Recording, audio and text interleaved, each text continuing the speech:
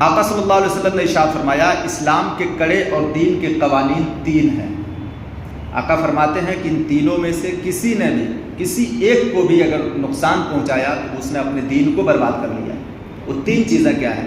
آقا فرماتے ہیں پہلی چیز ہے کلمہ شہادت، اس بات کی گواہی دینا کہ اللہ ایک ہے اور حضور صلی اللہ علیہ وسلم اللہ کے رسول ہیں۔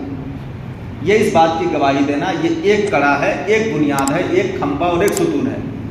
اور دوسری چیز آقا فرماتے ہیں کہ رمضان المبارک کا روزہ، یعنی جس نے رمضان المبارک کا روزہ چھوڑا سمجھیے کہ اس نے اپنے دین کا ایک کھمبا اس نے ڈھا دیا۔ اور تیسری چیز نبی پاک صلی اللہ علیہ وسلم نے فرمایا فرض نمازیں، نفل نمازیں نہیں، فرض نمازیں۔ نفل تو آپ پڑھیں گے تو ثواب ملے گا، نہیں پڑھیں گے تو کوئی بات نہیں، نہ عذاب نہ گناہ نہ ثواب، پڑھیں گے تو ثواب ملے گا۔ فرض نمازیں یہ دین کا ستون ہے، روزے رمضان یہ دین کا ستون ہے، اور اللہ اور اس کے رسول کی گواہی دینا یہ دین کا ستون اور کھمبا ہے۔ تو جس نے ان تینوں میں سے کسی ایک کو بھی نقصان پہنچایا گویا کہ اس نے اپنے دین کو نقصان پہنچا دیا، اس کا دین کمزور ہو گیا۔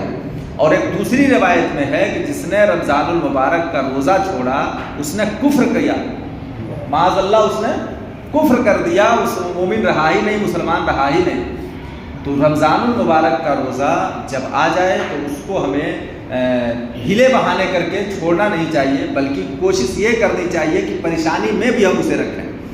آپ دیکھیں جو سلف صالحین کا طریقہ رہا، فرماتے ہیں کہ جو گرمیوں کا روزہ ہے جس میں شدت کی پیاس لگتی ہے، دن بڑا ہوتا ہے، آدمی دقت میں آ جاتا ہے، آدھے دن کے بعد روزہ کو برداشت کرنا پڑتا ہے، فقہاء کرام اور صلحاء جو امت کے ہیں وہ فرماتے ہیں کہ اس روزے کا ثواب اللہ تبارک و تعالیٰ زیادہ دیتا ہے، کیونکہ جتنا صبر اتنا ثواب، جتنی دقتیں اتنا ثواب۔ اور جو روزے آسانی سے نکل جاتے ہیں، اے سی روم میں بند ہو کر کے، کولر چلا کر کے، یا پھر سو کر کے نکل جاتے ہیں، ان روزوں کی نہ وہ رونق رہ جاتی ہے نہ وہ ثواب رہ جاتا ہے، کیونکہ روزہ صبر کا نام ہے، یہ پہلے ہی بتایا گیا ہے، نبی نے فرمایا صبر کا نام ہے روزہ۔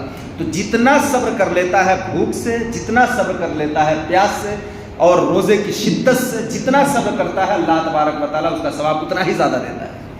تو روزے میں ہم کو گھبرا کر کے یہ نہیں کہ ہم کسی طرح بھی اس کو شارٹ کرنے کی کوشش کریں، آسان کرنے کی کوشش کریں، نہیں، روزہ کو جتنا بھی آپ جھیل کر کے آپ روزے کو پار کریں گے اور روزہ مکمل کریں گے، اللہ تبارک و تعالیٰ اتنا ہی زیادہ اس پہ اجر دے گا۔ اللہ تعالیٰ ہم سب کو سمجھنے کی توفیق بخشے۔